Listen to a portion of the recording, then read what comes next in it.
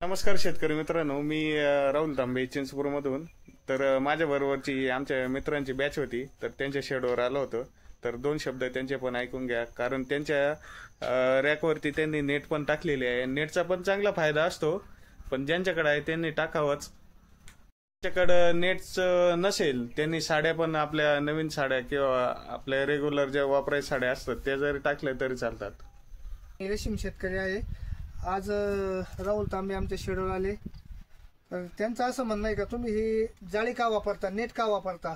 तर हे नेट टाकल्यामुळं जे आळी दुसऱ्या दिवशी कोश घालणार आहे तिला लगेच फाउंडेशन धरण्यासाठी जागा सापडते आणि लगेच कोश घालायला सुरुवात करते.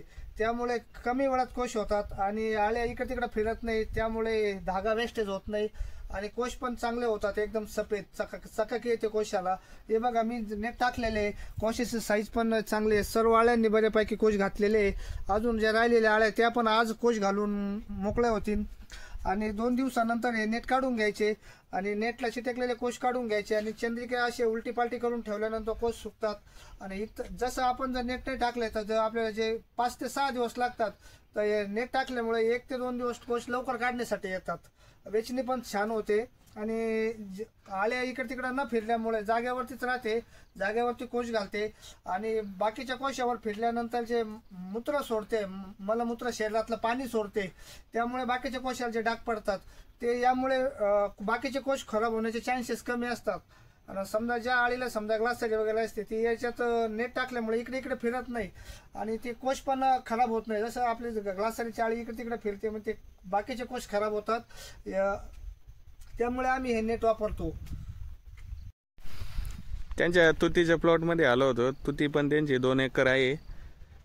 पाला पण आता पुढल्या बॅचला एकच चांगला आहे. पालाची क्वालिटी तुम्ही बघू शकता. जवळजवळ या तुतीला 14 वर्ष झालेली आहे लावून. 4.5 फुटावर लागण आहे.